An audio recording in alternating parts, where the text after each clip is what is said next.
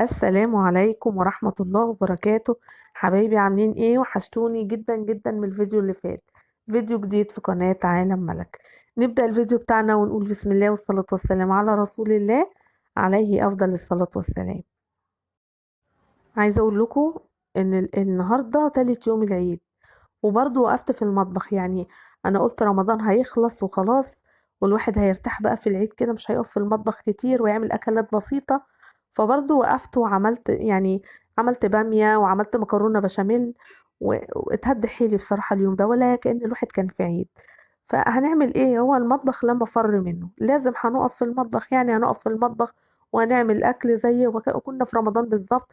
بس هو الفرق بين رمضان وبين الأيام العادية إن احنا كنا نبقى صايمين وتعبانين، فبيبقى يعني المجهود بيبقى قليل غير لما بنكون فاطرين او في الايام العاديه. تمام كده؟ طيب، اول حاجه هنعملها مع بعض في الفيديو بتاعنا النهارده، هنعمل مع بعض الجيلي. انا هنا وانا بدور كده في المطبخ عندي لقيت عندي جيلي بالمانجا وجيلي بالفراوله. فقلت ايه اعمله كده بقى ايه عشان خاطر العيد واشهيصهم كده، واعمل لهم بقى حاجه حلوه جنب الغدا بتاع النهارده. تمام كده؟ هنا كنت غليت ميه على النار، وحطيت كوباية من المية المغلية على كيس من الجيلي اللي هو بالمانجا اهو زي ما انتوا شايفين، وقد الكوباية المية المغلية مية ساقعة، مية من الحنفية عادية. وابتديت اقلب الكلام ده كله على بعضه، وهنعمل اهو هيعملوا معايا 3 كاسات زي ما انتوا شايفين بالشكل ده من الجيلي بتاع المانجا. تمام كده؟ طيب هنا خلصنا الجيلي اللي بالمانجا، هنبتدي نعمل الجيلي اللي بالفراولة. أنا كان عندي كيس من الجيلي اللي بالفراولة فراولة، وابتديت أنزل بيه أهو زي ما انتوا شايفين في الكوباية، وهحط عليه مية مغلية وهدوبه كويس جدا. وأول لما يدوب هنزل عليه بمية ساقعة. وأول حاجة أنا بدأت بيها هي الجيلي، عملته هو الأول على ما أخلص الأكل، يكون أكون حطيته في التلاجة ويكون مسك، يعني على ما أخلص الأكل يكون الجيلي بقى تمام ومية مية. طيب انا هنا خلصت الجيلي اللي بالفراولة اهو، وقلبته كويس جدا، وهنزل عليه بكوباية من المية وهقلبه زي ما انتوا شايفين بالشكل ده، واصبه في الكاسات بتاعتي، وابتدي ان انا ادخله التلاجة اهو بالشكل ده. صلوا بقى على رسول الله عليه افضل الصلاة والسلام. اللهم صل وسلم وبارك على سيدنا محمد عليه افضل الصلاة والسلام. وحطوا لايك، واللي ما اشتركش في القناة يا ريت يشترك في القناة. طيب انا هنا خلصت الجيلي ودخلته التلاجة. طيب معايا هنا حلة وحطيتها على النار، وهبتدي انزل بالزبدة بتاعتي او السمنة، يعني على حسب المادة الدهنية اللي بتحبي تطبخي بيها. تمام كده؟ واول لما تسيح هنا انا كنت فرمة البصلة بتاعتي في الكبة وزي ما انتوا شايفين، وابتديت انزل بالبصلة بتاعتي واديها تشويحة زي ما انتوا شايفين بالشكل دوت، تشويحة خفيفة كده. وهنا انا كنت سلقة اللحمة بتاعتي. تمام؟ وطلعتها بقى من الشوربة، وهبتدي انزل باللحمة بتاعتي في البصلة زي ما انتوا شايفين بالشكل ده، واديها تشويحة مع البصلة اهو بالشكل ده. وطبعا هنزل بالتوابل بتاعتي، احط ملح، احط فلفل اسمر اهو بس كده، وافضل اقلب فيهم لما ايه البصلة تاخد من اللحمة، واللحمة تاخد من البصلة كده، وكلهم يخشوا في قلب بعض ويتشوحوا مع بعض. تمام كده اهو. طبعا انا عندي طماطم زي ما انتوا شايفين، كنت مطلعها من الفريزر وابتديت انزل بيها على اللحمة والبصلة، وهنحط شوية من الشوربة عليها لحد لما تفكك كده اهو. الطماطم بتاعتي فكت، هنبتدي ننزل بمعلقة كبيرة من الصلصة عشان خاطر البامية بتاعتي تبقى لونها احمر كده، الصلصة بتاعتها تبقى حمرا. واقلب الكلام ده كله على بعضه، وهنزل بحوالي يعني كبشتين او كبشتين ونص من الشوربة اهو، واسيبهم بقى ياخدوا ويدوا مع بعض كده. هنا بقى انا مطلعة البامية بتاعتي من الفريزر اهو زي ما انتوا شايفين، وابتديت انزل بيها في الحلة اهو، واحط عليها يعني حوالي كبشة ونص كده من الشوربة او كبشتين من الشوربة، عشان خاطر افكك البامية بتاعتي اهو بالشكل دوت اهو. واسيبها بقى تاخد وتدي مع نفسها كده لحد لما تستوي. هنقلها بقى على عين البوتاجاز التانية. ومعانا هنا طاسة زي ما انتوا شايفين، هبتدي انزل باربع معالق او 5 معالق، دول او 5 معالق، 5 معالق من السمنة،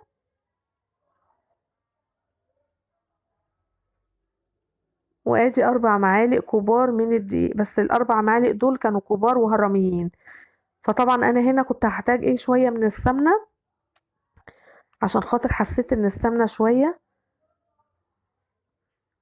اهو حطيت شوية من السمنة وابتديت بقى اقلب الدقيق كده مع السمنة بتاعتي زي ما انتوا شايفين بالشكل ده، لحد لما اشم ريحة الدقيق كده.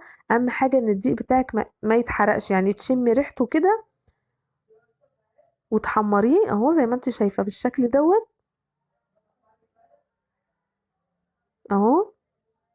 وهنا انا كان معايا يعني كيلو الا ربع من الحليب، زودت على كيلو الا ربع الحليب يعني حوالي ربع كيلو مية، يعني كملت الكيلو بالمية. تمام كده، فاهمين قصدي؟ طيب، وابتديت انزل بقى بالبشاميل اللي انا حمرته على الحليب بتاعي، او بالشكل ده زي ما انتوا شايفين. طيب هنا الحليب بتاعي هيكون بارد، تمام. والبشاميل بتاعي طبعا لسه مطلعاه من على النار سخن، فلازم الاتنين يكونوا عكس بعض. وانا دايما اقول في الفيديو الاتنين لازم يكونوا عكس بعض، حاجة ساقعة وحاجة باردة، عشان خاطر البشاميل بتاعي ما يكلكعش خالص مني، هتلاقيه كريمي وكده. وبصوا هيطلع معاكم مظبوط ظابطة وزي الفل. طبعا انا هنا حطيت مكعب من مرقة الدجاج، وحطيت فلفل اسمر، وحطيت ملح، وابتديت اقلب الكلام ده كله على بعضه اهو زي ما انتوا شايفين بالشكل ده. وبص بقى على البامية بتاعتي، وشايفين البامية بقى بتشكشك وتبكبك كده، وايه حاجة كده يعني فاخر من الاخر. اهو البشاميل بتاعي زي ما انتوا شايفين ابتدى يتقل معايا اهو. واهم حاجة ما يبقاش تقيل قوي، يعني يبقى كريمي كده اهو زي ما انتوا شايفين بالشكل دوت. بصوا البامية كده. خلصت بقى ايه البشاميل بتاعي. وطبعا هنا انا كنت سلقه كيس من المكرونه، كيس 400 جرام من المكرونه، وابتديت انزل يعني بنص المكرونه الاقلام بتاعتي على شويه من البشاميل، وهبتدي اقلب الكلام ده كله على بعضه زي ما انتوا شايفين بالشكل دوت. طبعا هنا كنت زودت شويه مكرونه عشان حسيت انها قليله، فزودت شويه من المكرونه اهو. ونبتدي بقى نفردها في الصينيه ونوزعها اهو بالشكل دوت اهو. وهنا انا كنت عامله اللحمه المتعصجه اهو، كنت معصجاها، وابتدي انزل بيها على المكرونه بتاعتي. بصوا واوزعها كده اهو بالشكل دوت. هناخد بقى نص المكرونه وابتدي انزل بيها في الصينيه على اللحمه المفرومه اهو. اوزعها بقى بالشكل ده زي ما انتوا شايفين. وبعدين انزل بالبشاميل بتاعي. اهم حاجه البشاميل ما يبقاش تقيل معاكي، يبقى كريمي اهو بالشكل ده. عايزه اقول لكم بقى يعني انا بصراحه ما باكلش المكرونه البشاميل، فانا بنتي قالت لي يا ماما انا نفسي اكل مكرونه بشاميل، قلت لها بس كده اعملها لك، بس انا ما باكلهاش. فانا من عشاق الباميه بصراحه، وكان نفسي بصراحه اكل باميه، فقلت خلاص انا هعمل باميه وهعمل لهم هما مكرونه بشاميل. هما كمان بياكلوا الباميه، بس انا بحب اكل الباميه من غير رز، هما بياكلوها برز. فانا طبعا بما ان انا عامله مكرونه بشاميل، فمش هينفع ان انا اعمل مكرونه واعمل رز. فعملت الباميه لان انا الوحيده اللي كنت اليوم ده هاكل منها، وهم اكلوا من المكرونه البشاميل. تمام كده. فطبعا الباميه هتبقى كتير، فطبعا هاكلها لهم تاني يوم، يعني انا لازم هياكلوها تاني يوم، فاعمل لهم بقى حبه رز جنبها، حبه رز ابيض كده حلوين. تمام كده. طيب هنا زي ما انتوا شايفين الطاسه بتاعتي دي حطيت فيها شويه من السمنه، وحطيت معلقه كبيره من الثوم، ونزلت بشويه من الكزبره الناشفه اهو. يعني كأنك بتحمري بتعملي الطشة بتاعت الملوخية بالظبط اهو. وابتديت اطش بقى ايه الطشة بتاعت الملوخية دي اللي هي بالكزبرة على البامية. عايزة اقول لكم بتبقى طعمها حلو قوي قوي قوي، جربوها بالطريقة دي هتعجبكم جدا جدا. طيب هنا انا معايا البرطمان ده في بتاع اللهم صل على النبي، انا متلخبطة كده ليه؟ طيب البرطمان ده انا عامله فيه فلفل فرماه كده ومسوياه على النار، يعني عامله دقه كده بالفلفل حلوه قوي قوي، دايما بعملها واحطها عندي. خدت منها معلقه وحطيتها بقى على الباميه عشان خاطر الباميه تبقى مشطشطه شويه، وابتديت انزل بالباميه بتاعتي في قلب البرام اهو زي ما انتم شايفين، وهدخلها في الفرن مع المكرونه البشاميل. تمام كده، يبقى كده حطيت المكرونه البشاميل في الفرن وحطيت الطاجن بتاع الباميه في الفرن. طيب هنعمل مع بعض هنا ايه، انا حطيت شويه من الزيت وهبتدي احمر شويه من لسان العصفور، طبعا لان انا مش عامله رز، فهنعمل مكرونه لسان عصفور. هبتدي احمرها بقى لحد ما توصل للون الذهبي الحلو دوت اهو زي ما انتم شايفين. وانا هنا عندي الشوربه بتاعت اللحمه، كنت سلقه اللحمه فيها اهو كده. حمرنا المكرونه بتاعتنا اهو زي ما انتم شايفين بالشكل ده، وابتديت انزل بالشوربه بتاعتي اهو عليها واسيبها بقى ايه لحد لما تستوي. وهنا انا كنت طلعت بقى ايه البرام الباميه، وهنا خلصت المكرونه البشاميل زي ما انتم شايفين.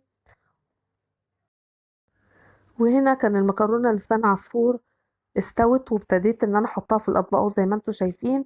وادي الجيلي بتاعي طلعته من التلاجة. وهنا كنت خلصت المكرونه لسان عصفور وغرفتها في الاطباق أهو زي ما انتم شايفين. وبصوا عايزه اقول لكم الاكل بتاع النهارده كان عالمي، صراحه كان طعمه حلو قوي قوي قوي. وهنا خلصت الجيلي زي ما انتم شايفين بالشكل ده، وده كان الغدا بتاعنا النهارده.